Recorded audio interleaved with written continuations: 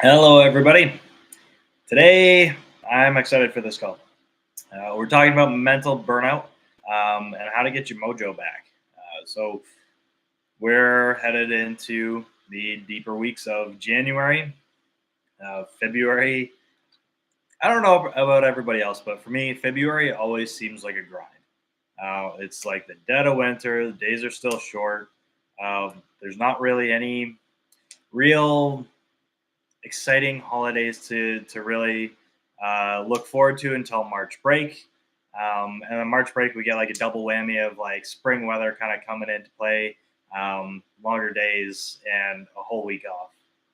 So I find that there's often a lull. We like Christmas is super exciting. I've talked to a few clients about this actually in the last couple weeks, where Christmas is like a full month long thing. We got lights up everywhere. Like the malls are festive. The radio stations are playing music. Families are making plans or Christmas shopping. Like it's on our minds for like a whole month straight.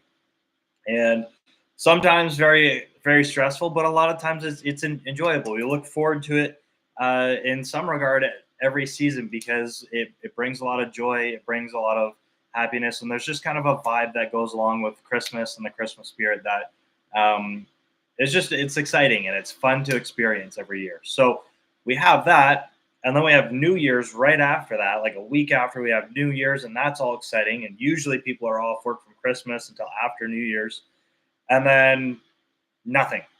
We go right back into normal life. So we go from this big high to right back down to our baseline without any real kind of opportunity to bring the excitement down and prepare ourselves. It's January 2nd, back to work. Kids are back to school, sports are back on, after school activities, business returns, and life resumes as if nothing happened. Um, for the whole 3 weeks, 4 weeks before that. And so we get this big kind of withdrawal of motivation, and it even can suck from our mindsets, and it can lead into that kind of burnout feeling where um, we're back into our routines, but we had all this time off. Now we got to restart our habits, and it seems like a lot of work, and we're just not in the flow of it. And it's like, oh, I got to do this again, and it can be tough. And a lot of the clients here, a lot of you are feeling this, and we've been talking to you guys in the chats about this. We've done some lives kind of around this, but I want to talk about it more specifically in burnout because that's what we're going to be facing over the next like 5 weeks here until we have that kind of like serotonin boost of sunshine and slightly better temperatures, and we have the dopamine rush of a holiday coming up again, or time off of work. So let's chat about that. We'll start off the call with wins like we always do. So I'm going to say my win is that actually I thought that I had done a little bit of damage on one of my workouts and pulled a muscle.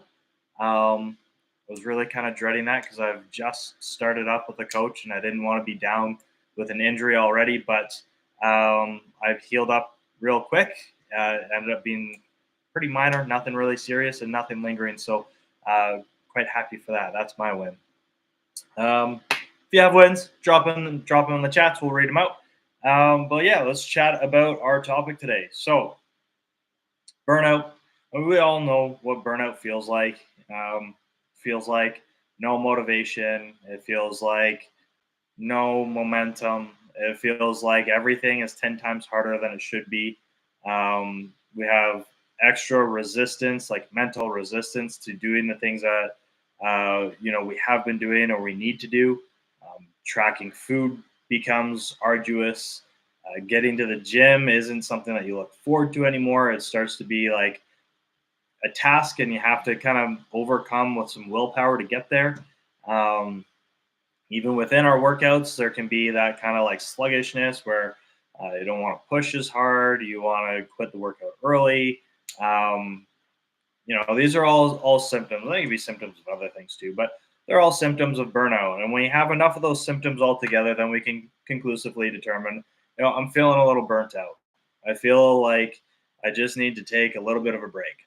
And it's a crappy feeling because it's like you feel that, but you don't want to, right? You feel that like, oh, I think I just need to like chill out and take a break, but you don't actually want to because you have goals that you want to work towards and you wish that you could just get back into momentum, but it feels like such a grind that you just are like, I don't know how I'm going to get back into momentum, and if I can't do this, then I probably should do this, right? So because it's not enjoyable to just grind through low motivation, poor mindsets, and just day in, day out, do the thing, even though you're not enjoying it. It sucks.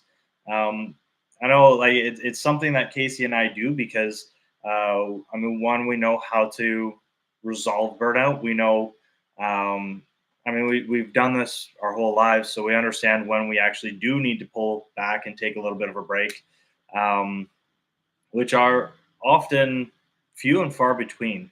More often, it's more of a mindset that needs to shift. Um, and it's kind of gray. It's not black and white. I can't tell you black and white that like the case that you have right now, if you're feeling this, is like we need to take a little break or we need to reset and refocus.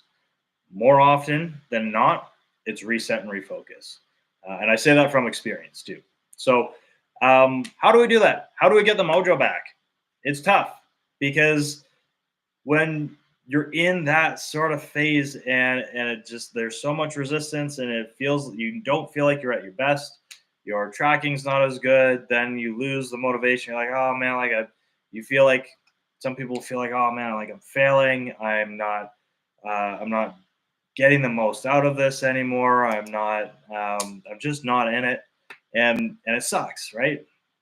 So, how do we rebuild that feeling of motivation and create momentum again, to get the mojo back and feel excited about the gym and be on top of macros without it feeling like you want to poke your eyes out and stuff like that, right? So, there's a few different ways that we got to do it.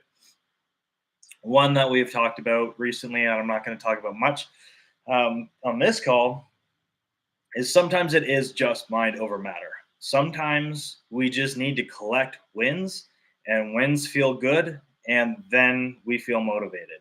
My mentor, my coach, and a former like elite level NHL hockey player that I spent a lot of time with when I was going through my high school years and a little bit thereafter.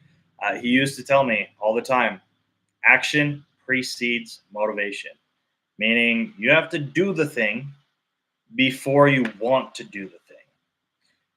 That's something that I see all the time, and Case does too, and I'm sure you guys can relate to this, where old patterns would be, oh, I'm just not ready yet. I need to be ready. I'm not motivated enough to do this yet, so I'm gonna wait until I feel motivated to start. It never happens, right? It just gets further and further away because starting something new or restarting something or getting back into habits, um, is often not the most pleasurable thing, but the outcome of it is the feeling of accomplishment when you get things done is worth it. And sometimes we just need to mind over matter, suck it up, and do the thing. Because if we do it, we track every single day and we track well. We go to the gym on the days that we've planned to go to the gym and we hit our water and we start stacking up all of these wins. A lot of times it feels really good. You get through the end of the week, you go do your check in, and you're like, this is a good check in. I'm actually proud to submit this check in this week.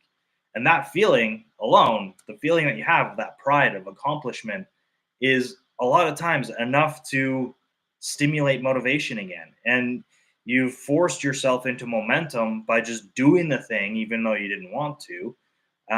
You just force yourself into doing it, and this only really works if you have that belief where you understand that like it's only going to feel like this for a little bit of time.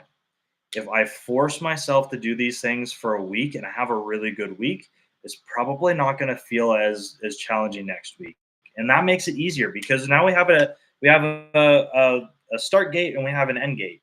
And it's not like we have a start gate and we're like, I don't know when motivation is going to come back. We're like, in a week, I'll probably feel more motivated. It's easy to buckle down for a week, right? We've done it before. Everybody here has done it before where you've had weeks where you're like not maybe not burnt out, but your motivation has a little dip and you got it out through that week. And at the end of the week, you're like, man, I'm glad I did that.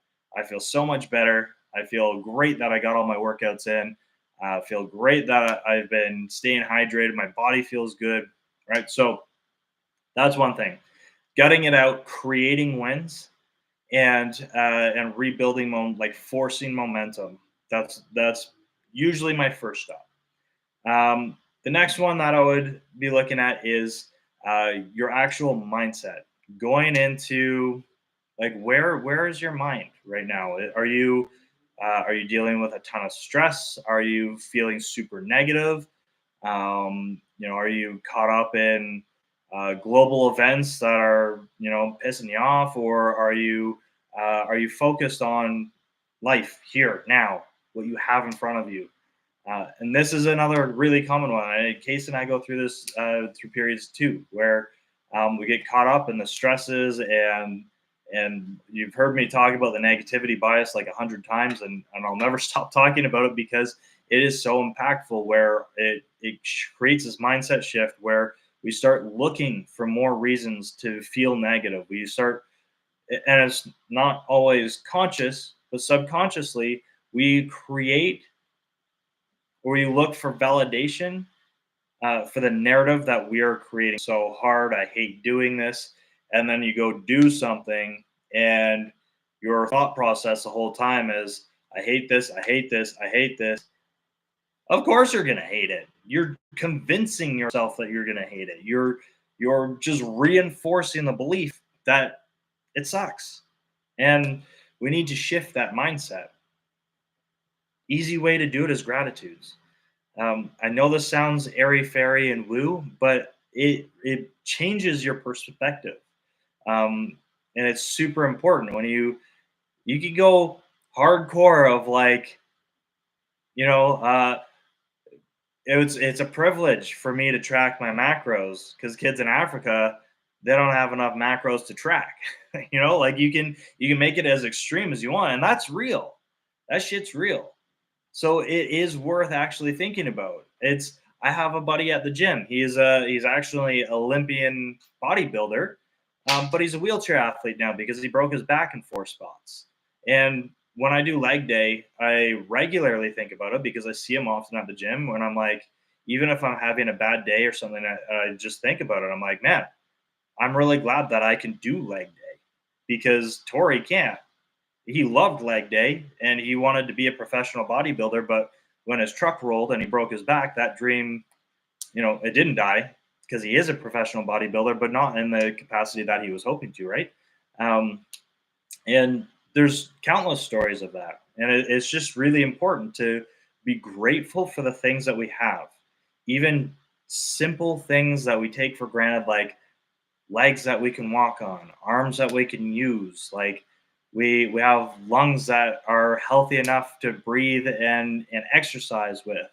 When I worked in the hospital, I worked with people who had COPD, chronic obstructive pulmonary disease, and they couldn't breathe worth shit. Like if if you wanted them to go up a set of stairs, it was a horrible experience for them because they felt like they were drowning from the inside. Um, and these are all conditions that another way to get your mojo back is to use gratitudes to shift your perspective and shift the quality of your thoughts, your mindset towards being grateful for the opportunity to do the things that you get to do, and be grateful that you have the finances that you can be in a program and have a coach, that you have the body that can do everything that you want in the gym, the resources to be able to eat the food that you need to eat to be healthy, the vehicle that you have that gets you to the gym and back, everything, right? We have amazing things that are in our lives that we take for granted, and refocusing on those can often bring that mojo back. And then the last one is honestly, sometimes we do need a break. Sometimes we need to just have a week and decompress. And that's something that you don't determine on your own. Determine that with us. We'll help you with that because we don't want you to be making that decision and regretting it later. There's it's so hard to determine what you need to do on your own in this regard because there's we have our own mental bias, especially if you feel like you need a week off. It's easy to convince yourself that you should take a week off when maybe you shouldn't. Maybe that is actually going to harm you more because it's going to the momentum that you have is going to come to a complete standstill, right? And so we don't want to take weeks off when they're not absolutely necessary, because then it just compounds the problem, makes it even harder to build back momentum and motivation on the other side of it. But with that said, sometimes if your body is sore and life has been super stressful and you're not sleeping well and XYZ, like all these things are compiling and compounding up. You've been working with your coach and we've tried a few different things. That's when we look at things and go, okay, let's take a week here and just deload. We'll either reduce workouts so that they're low resistance to do, or we just eliminate them completely for the week. Or sometimes what I've done with clients is I've said they're optional, but if you do it, it's max 50%. If you want to go into the gym, you can, but if you want to stay home, you can. Nutrition, we look at each one of these things separately. Nutrition, are you burnt out with nutrition or are you burnt out with training because your body's not recovering well? In that case, you can still do nutrition, and it's better to maintain that habit than just to let it go. But sometimes you just need a break from tracking, and so we could go, okay, let's take an intuitive eating week, and we'll just do the absolute best you can, and we'll get back onto it fresh the next week, and make sure that everything is progressing in the right direction. Water and sleep you can't really take a break from. You need sleep and you need water, whether you're in the program or not. Whether I mean, I could argue all the same things, but water is an essential thing, and you're just gonna feel like crap if you don't drink enough water, hands down. So, yeah, that kind of summarizes how to get your mojo back. One, first thing to try is just to force momentum back, mind over matter for a week, do everything, tick every single box, and just go all out. Just collect as many wins in 1 week as you possibly can. Fill out your check in, submit it, and see how you feel. And if that doesn't work, you're communicating with your coach all about this all the whole time, right? So that's the first one. The second one is you're going to try to reset your the quality of your thoughts. And you could be doing this in combination with number one. If you know that your thoughts are negative and you have a bleak outlook on life right now and everything is the worst and blah blah blah, then it's worth doing both at the same time. Focus on gratitudes. Do it first thing in the morning. Do it as many times as you can in the day. There's absolutely no detriment to being grateful for things. You can be grateful for things once an hour all day long, and the only thing that's going to happen is you're going to feel better. You just can't feel crappy when you're grateful for things. So shift that mindset. Use gratitudes, change your perspective, change your thoughts, change the things that you're inputting into your head, change your music, stop watching murder documentaries, start watching things that are uplifting, and do that for a whole week. Just blitz it. No crime documentaries, no murder shows, no murder podcasts, no negative, depressing, sad country, broken heart music. Everything positive for a whole week. Just do a negativity diet, see how you feel at the end of the week. If you're still not there, you still don't have your mojo back, talk to us because there's a good chance maybe you just need to take some time, like a week off, a few days off. Maybe you just need a short reset to kind of, just move slow and focus on other things for a week and come back and get back into your saddle. All right. That's it for today's call. If you're watching on replay, #replay, drop your win, drop your biggest takeaways, and have a wonderful Tuesday evening. All right. I'll talk to you guys later.